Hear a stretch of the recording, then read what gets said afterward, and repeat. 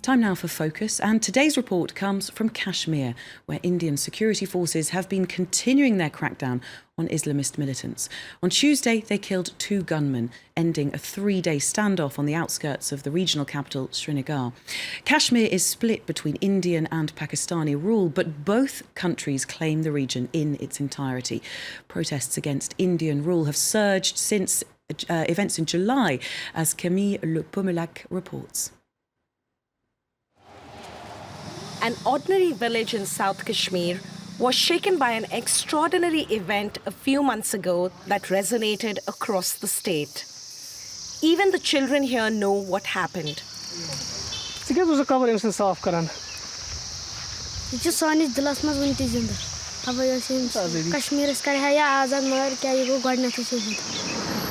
Burhan Wani was a household name in Kashmir even before he was killed by the Indian Armed Forces near Tral on 8th July.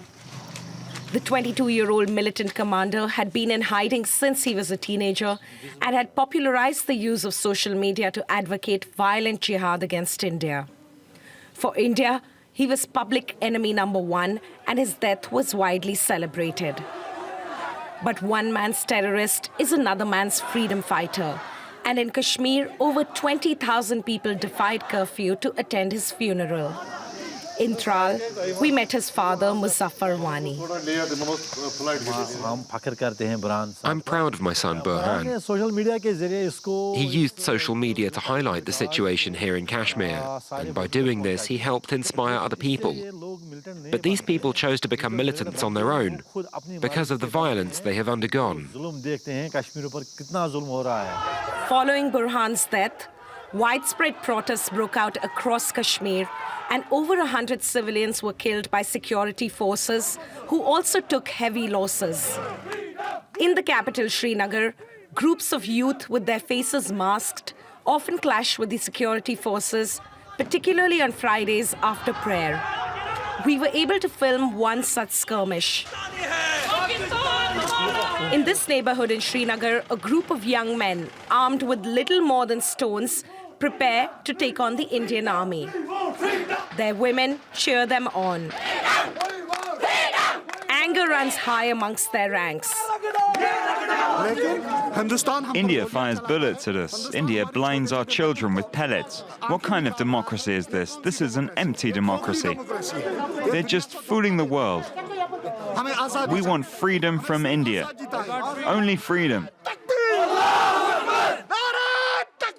Tensions quickly escalated in late September after 18 Indian soldiers were killed by pro-Kashmiri Pakistani militants who infiltrated across the disputed international border into Indian-held Kashmir. India retaliated by carrying out surgical strikes on terror bases across the border. What we've sent out is a message today. Pakistan denied that the strikes ever took place. But India's claims have fueled anger in Pakistan. Today, the parliament is meeting to decide on a response.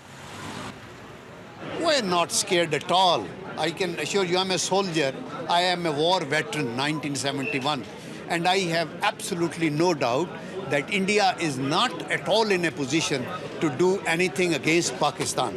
They cannot overwhelm Pakistan. We have no offensive designs. We know how to defend our territory. War between these two nuclear rivals could be disastrous for the entire region.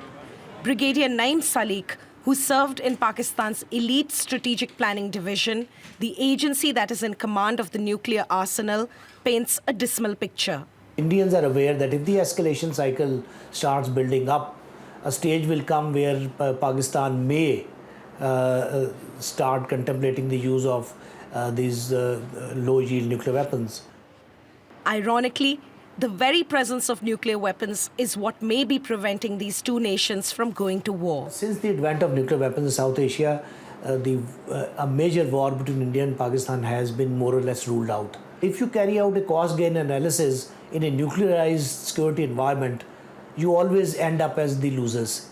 Even the victor would have suffered so much of losses that whatever gains they make will be worthless. So that is mainly the reason that no person in his right frame of mind will seriously consider a war in this kind of environment. In recent days, tensions have lowered considerably, but Kashmir continues to be at the heart of this conflict, a conflict that could lead South Asia to the brink of an unthinkable nuclear exchange. For now, both nations have held their ground without further military escalation.